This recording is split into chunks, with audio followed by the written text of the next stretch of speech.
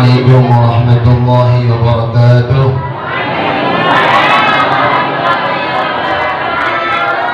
Bismillah, alhamdulillah, wassalatu wassalamu ala rasulillah Sayyidina Muhammad ibn Abdillah wa ala alihi wa sahbihi wa mawalah, wa la hawla wa la quwwata illa billah.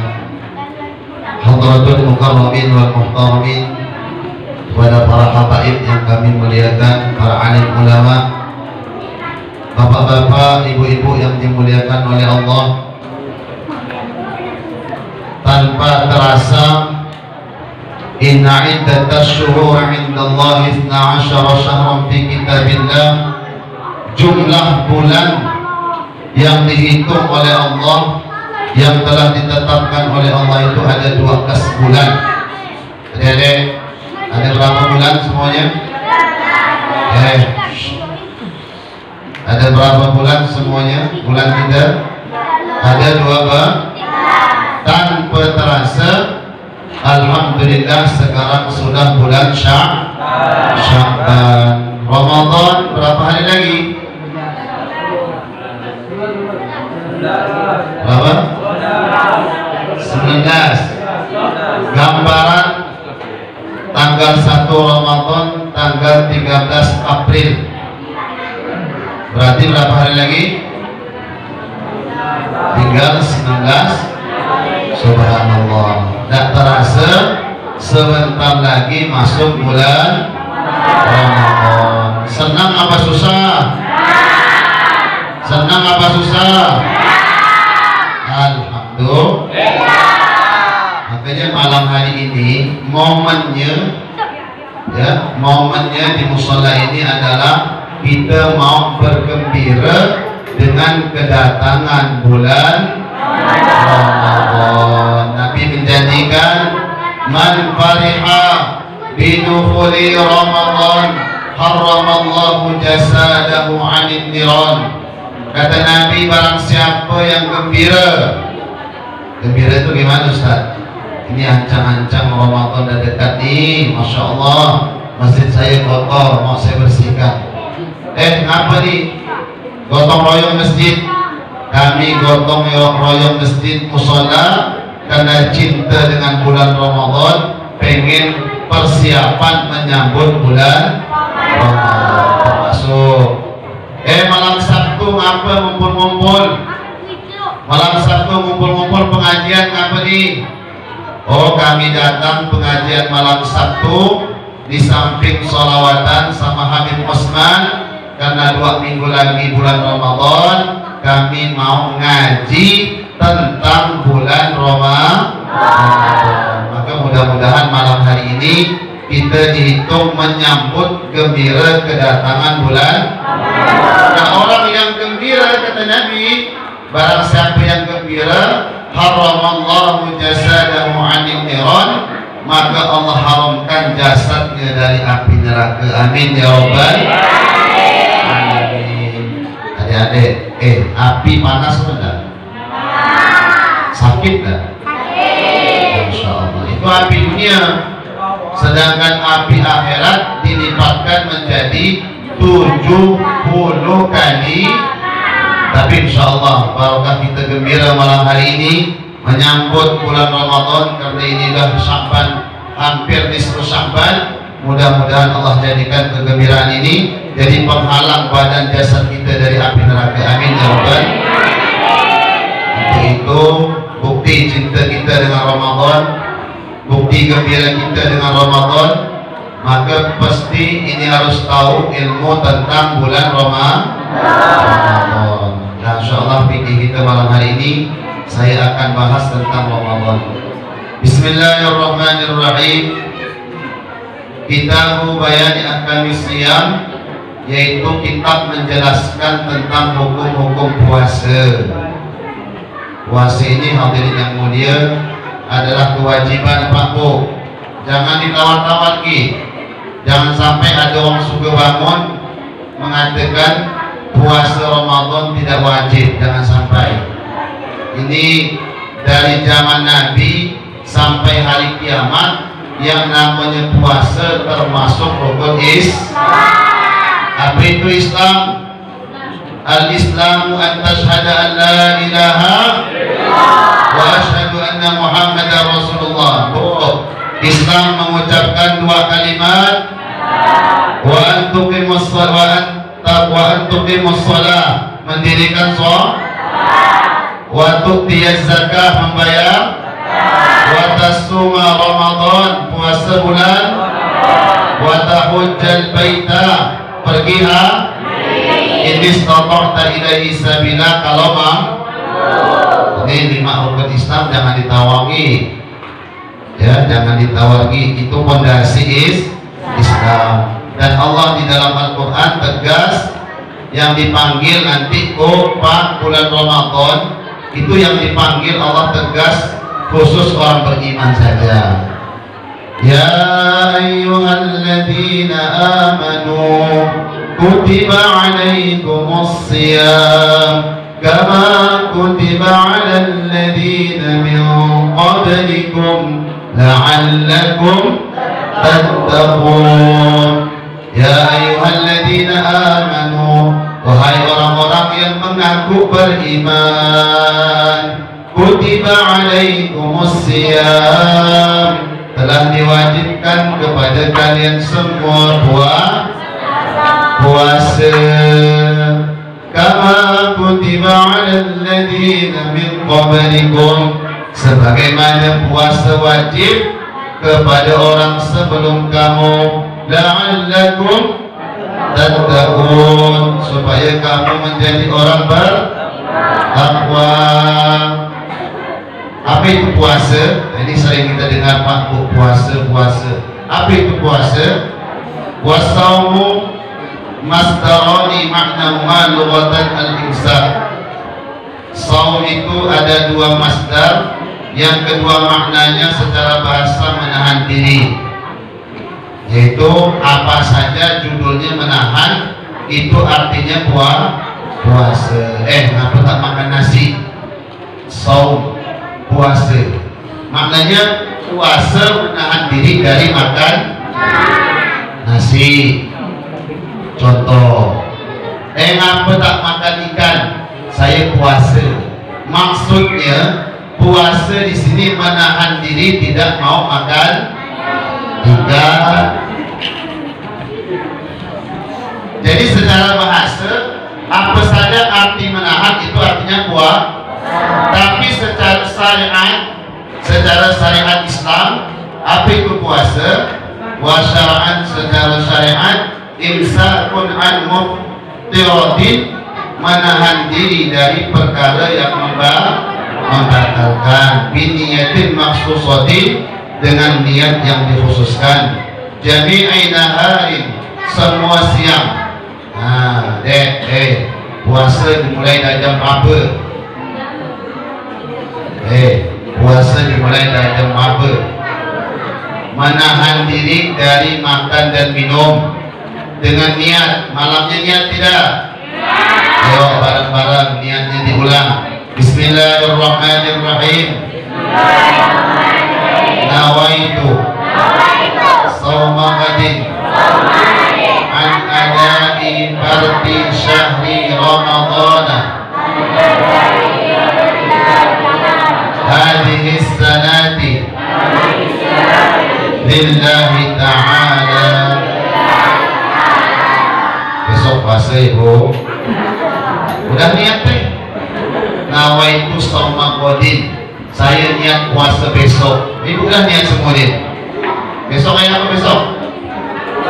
Apa? Termasuk puasa bulan Sya'ban, masih separuh bulan Sya'ban. An ada ifarti syahri Ramadan, untuk menunaikan kefarduan bulan Ramadan. Hadhihi sanati, tahun ini, lillahi ta'ala, puasa saya semata-mata untuk dapat ridho Allah.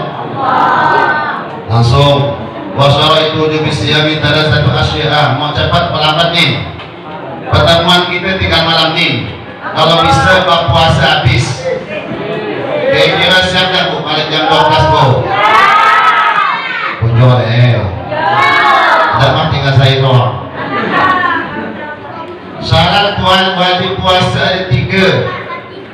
pertama al-islamu is wal bulugh, yang kedua baligh. Baligh itu apa? Yaitu batasan umur yang mendapatkan syariat kewajiban melaksanakan perintah Allah. Baligh itu berasal dari kata-kata balagho yablughu bulughan, sampai. Laki-laki umur berapa balighnya? Jadi laki-laki umur berapa balighnya? 15 atau pernah mimpi bidadari. Mimpi basah, kencing basah. Ya, tahu bidadari?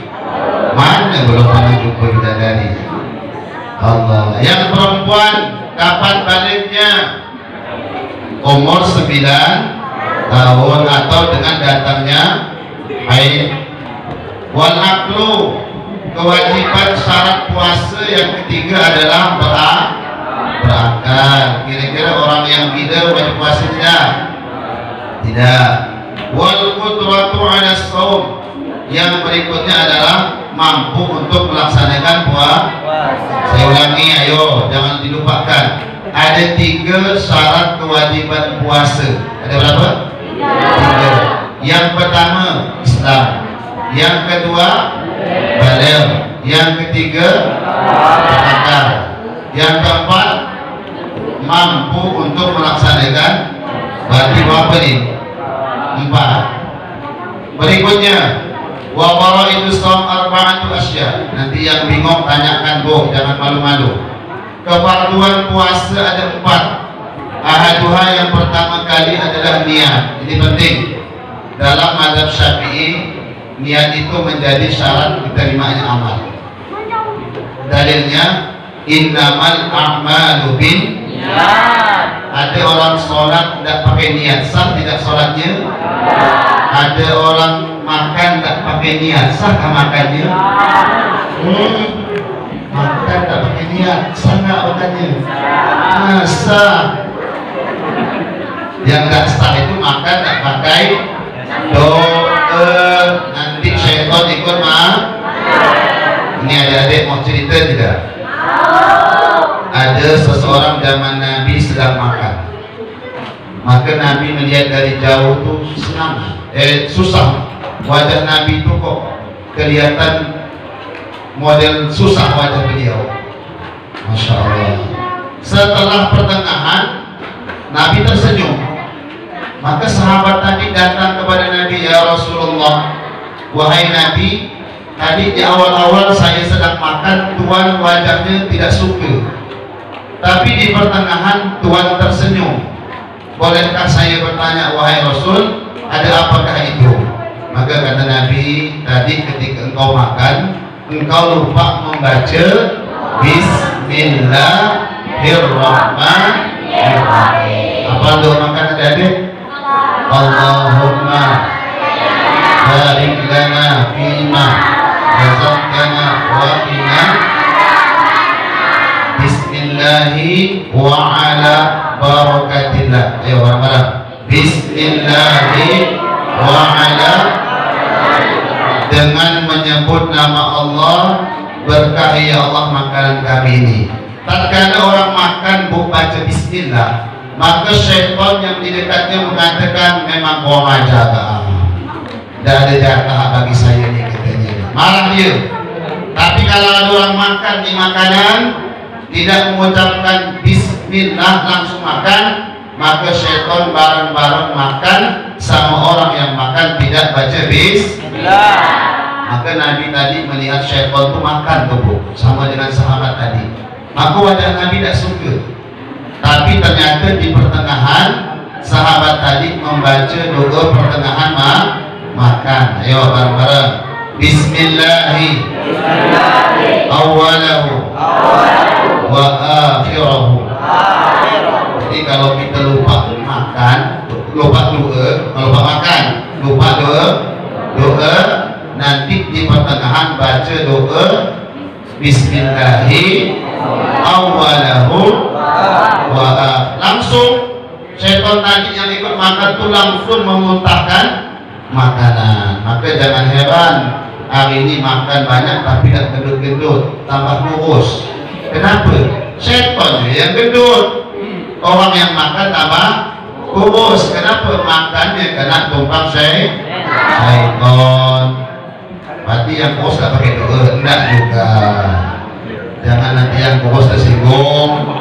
Wah, bosan butuh nih gitunya. Enggak. Yang kurus mungkin makannya banyak tapi kerjanya banyak. Kalau yang gemuk namanya berkah. Kalau yang kurus namanya mujahadah. Tahu mujahadah? Mujahadah itu banyak susahnya. Langsung tadi niat bu, paham bu niat bu? Malam niat juga. Kapan malam sebelum adzan subuh. Tadi niat sudah saya sampaikan. Nawaitu shauma ghadin an ada'i fardhi syahri ramadhana hadhihi sanati lillahi ta'ala. Yang kedua, wasani yang kedua, al-insaku 'ala al-akli wasyurbi, menahan diri dari makan dan minum. Wa in qalla al-ma'kulu wal mashrubu 'inda ta'ammud, baik makan itu sedikit atau minum itu sedikit. Makanya bu, ini termasuk nih Pak, orang puasa tidak boleh makan minum. Makanya kalau sahur malam, kalau bisa habis sahur langsung sikat gigi. Dia khawatirkan makanan masih nempel di dalam gigi. Begitu pagi bangun tidur ada nasi, apa namanya, selome di bibir, tanggung ditelan membatalkan. Kalau nelannya pas pagi puasanya batal, tapi kalau nelannya pas sholat subuh, sholatnya batal, puasanya batal. Maka malam kalau bisa tidak sempat gosok gigi, minimal umur, jangan sampai nyisakkan makanan di gigi. Yang ketiga, yang pertama niat, yang kedua menahan diri dari makan dan minum. Watalisu yang nomor tiga, al-jima'u amidan nasiyan. Al-jima'u berhubungan suami istri amidan dalam keadaan sengaja. Maka yang punya istri musyawarah sama istrinya, kita bertahan-tahan kira beda ya. Oh bang, jangan banyak-banyak di rumah bang, bulan puasa. Nah, banyak-banyak di luar saja, di masjid. Bahaya nanti di rumah terus. Kemudian yang tidak batal gimana? Yang tidak batal itu kalau orang hubungan suami istri dalam keadaan lupa. Bakal akli nasian, hukum hubungan suami istri lupa itu sama dengan makan lupa. Tapi saya mau tanya nih, kira-kira ada tidak orang suami istri hubungan lupa? Hah? Melupakan diri ada, tapi bisa terjadi bu. Kenapa? Akad nikahnya ayah bulan Sya'ban, bawa kak sari pengantin baru, masuk bulan Ramadan, dikiranya masih bulan Sya'ban, ngayal dua-duanya. Nah, pengantin baru salah seorang akad nikah bulan Sya'ban. Bagusnya akad nikah itu bulan Syawal, setelah Ramadan Syawal. Panjang tuh bu, pengantinnya panjang, bulan madu ini panjang 11 bulan. Kalau udah 11 bulan masuk Ramadan masih ngayal, ini terlalu. Ini memang keterlaluan nih. Kalau boleh dijewet tinggalnya tegel. Yang berikutnya, yang keberapa? Yang keempat, warabi'u ta'ammudul qaid, yaitu diantaranya menyengaja muntah. Ada orang sengaja muntah, bisa terjadi. Nah, jadi kalau muntah tidak sengaja, kebalikannya berarti tidak membatalkan puasa. Saya ulangi, 4 perkara yang menjadi wajibnya puasa. Yang pertama niat, yang kedua apa yang kedua? Menahan diri dari makan dan yang ketiga menahan diri dari hubungan suami Yang keempat, menahan diri dari muntah dengan sengaja. Sebenarnya mau dibacakan semua di gue, cuman jamnya udah jam 9:30. Silakan yang mau bertanya tentang masalah puasa, kami beri waktu 10 menit. Silakan bapak-bapak, ibu-ibu yang mau bertanya, kami beri waktu 10 menit. Jazakumullah. Silakan Pak Bu. Pertanyaan bagus nih. Bagaimana malam Ramadan pertama dia niat, ya Allah saya niat puasa 30 hari. Bukan tiap malam, tapi langsung 1 bulan. Pertanyaan beliau, bagaimana menurut pendapat Imam Syafi'i? Jawabannya, wajib meletakkan niat dalam mazhab Syafi'i setiap malam di bulan Ramadan. Berarti kalau ada orang niat, ya Allah saya niat puasa 30 malam atau 30 atau 1 bulan, dalam mazhab Syafi'i tidak sah. Tapi dalam mazhab Imam Abu Hanifah sah. Imam Abu Hanifah orang Pakistan, orang India Bu, niatnya 1 malam cukup. Ya Allah saya niat puasa 30 malam atau puasa 1 bulan Ramadan. Menurut Imam Abu Hanifah sah, tapi menurut mazhab Syafi'i tidak. Makanya kita kalau setiap malam sahur mesti niat. Tapi ulama mengatakan untuk hati-hatinya, pas malam pertama bulan Ramadan, dalam hati kita niat, ya Allah saya niat puasa selama 1 bulan. Niat Bu malam pertamanya. Jadi seandainya di pertengahan Ramadan kita ada tertidur malam nih, berarti itu masih ikut ulama yang membolehkan, yaitu mazhab Imam Abu Hanifah. Tapi kalau kita bangun, kita wajib meletakkan niat. Setiap malam harus niat. Boleh Ustaz habis maghrib niat? Boleh. Habis maghrib silakan niat. Habis isya silakan niat. Atau sahur. Yang paling sunnah sahur diakhirkan Bu. Sunnah sahur diakhirkan. Kalau azan jam 4, kalau bisa jam 3:30 sahurnya, sehingga setelah makan 15 menit sudah persiapan azan, maka itu yang paling afdalnya. Kemudian kalau bukanya sunnahnya dipercepat, tapi jangan mentang-mentang semangat cepat-cepat belum tenggelam matahari udah buka dulu. Ya, sunnah buka cepat. Gimana caranya? Begitu waktu masuk, sekarang kan ada jadwal dari pemerintahan atau azan berkumandang, Allahu Akbar, Allahu Akbar, selama-lama gitu, sunnah tuh. Ambil buah tamar, Allahumma laka suntu wa bika amantu wa ala rizqika aqtartu bi rahmatika ya Bismillahirrahmanirrahim. Paham deh? Praktek. Praktek, mohon maaf tadi praktek. Jadi kalau berbuka disunahkan cepat, tapi kalau sahur disunahkan tapi jangan sampai akhir itu mendekati azan subuh. Tanya lagi, jelas? Ya, pertanyaannya sah tidak sah. Tapi afdolnya malam pertama kita niat 1 bulan, setiap malamnya tetap mendatangkan niat. Ini penjelasan yang saya jelaskan, dijelaskan di dalam kitab Fathul Mu'in bab puasa jilid 1. Silakan Bu yang mau bertanya, silakan ya. Ini ada pertanyaan Bu, Masya Allah.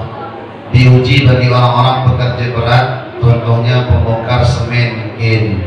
Bagaimana Ustaz di tengah hari yang sangat terik, sudah rasa mau buka, cuman pertanyaannya jangan nyaman saya jawab ini. Rasa mau buka gimana? Ditahan lah.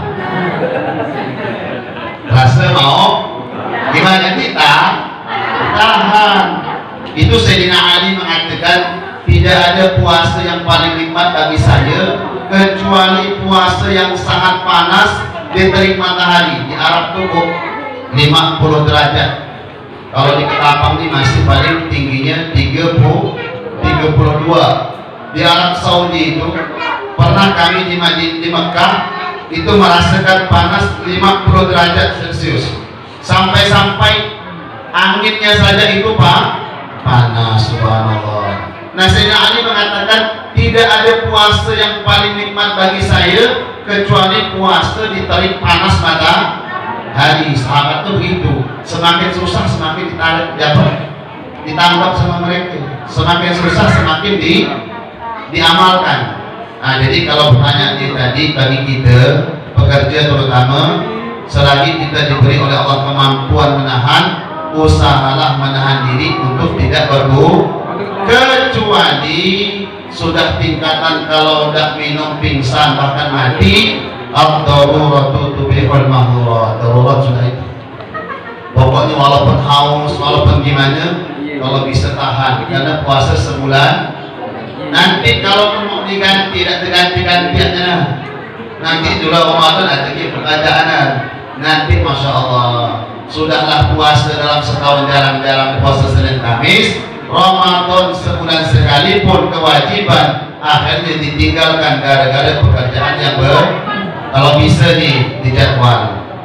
Bisa ya kalau Ramadan ya Allah, atau buat amalan dulu ya Allah, saya mohon berilah pekerjaan di bulan Ramadan, pekerjaan-pekerjaan yang saya bisa menjaga puasanya. Insyaallah ya.